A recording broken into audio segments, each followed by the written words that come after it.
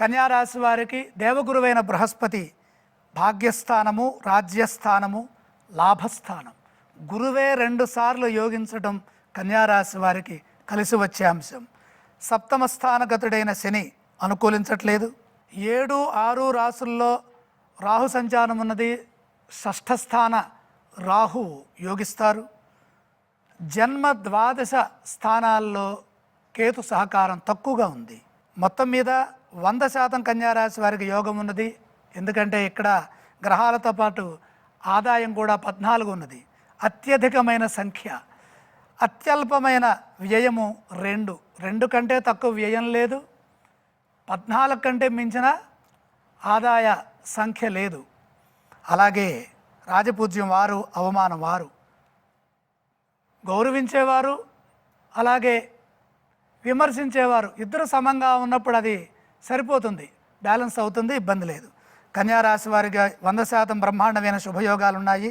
ఖర్చు చాలా అత్యల్పంగా ఉన్నది కాబట్టి అద్భుతమైన లాభాలను గడించడానికి సంవత్సరం ఎంతగానో సహకరిస్తుంది.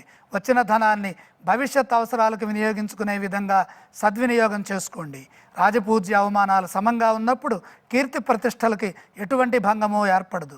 భాగ్య బృహస్పతి యోగం వల్ల సకల శుభాలు జరుగుతాయి. సౌభాగ్య సిద్ధి కలుగుతుంది. స్వల్ప ప్రయత్నంతోనే విజయాలు సాధిస్తారు.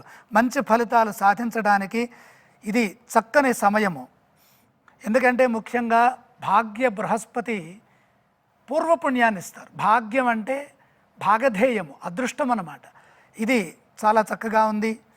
విజ్ఞానపరంగా విజయాలు సాధించండి. మే 14 నుండి అక్టోబరు వరకు ఉద్యోగపరంగా శ్రద్ధ వహించండి. సకాలంలో బాధ్యతల్ని పూర్తి చేసుకోండి. ఏకాదశంలో ఉన్న బృహస్పతి అభీష్ట సిద్ధిని ఇస్తారు.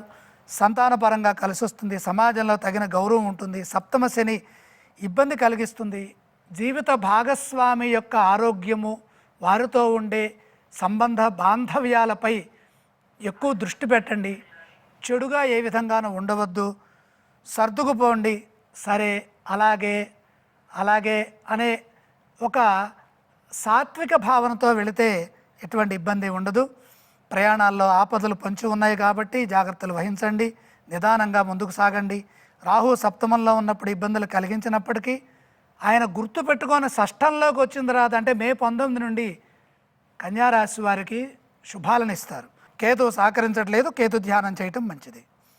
కన్యారాశి వారు 100% శుభాన్ని పొందుతున్నారు. విద్యలో బాగా రాణిస్తారు. సాంకేతికంగా ఉన్నత శిఖరాలను అధిరోహిస్తారు.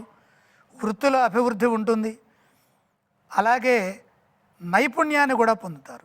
వృత్తిలో మార్పులు కూడా గోచరిస్తున్నాయి. అది మంచికే. ఉద్యోగంలో గుర్తింపు, కీర్తి ఉన్నది. వ్యాపార విస్తరణకు ఇది అనుకూలమైన సమయం. నూతన వ్యాపారాలు విస్తరించడానికి కాలం సహకరిస్తుంది. అమితమైన ఆదాయము అలాగే సంతృప్తినిచ్చే విధంగా ధనము ఉంటుంది. దేవగురువైన బృహస్పతి అదృష్ట స్థాన అంటే భాగ్యస్థానంలో ఉండటం వల్ల అదృష్టం పెంపొందుతుంది. పరిపూర్ణత ఉన్నది. కన్యారాశి వారికి సంపూర్ణమైన దైవ బలం సహకరిస్తోంది. గ్రహయోగం అనుకూలంగా ఉంది. ప్రత్యేకంగా ధ్యానాలు అవసరం లేదు. మీ ఇష్టదైవ ప్రార్థనతో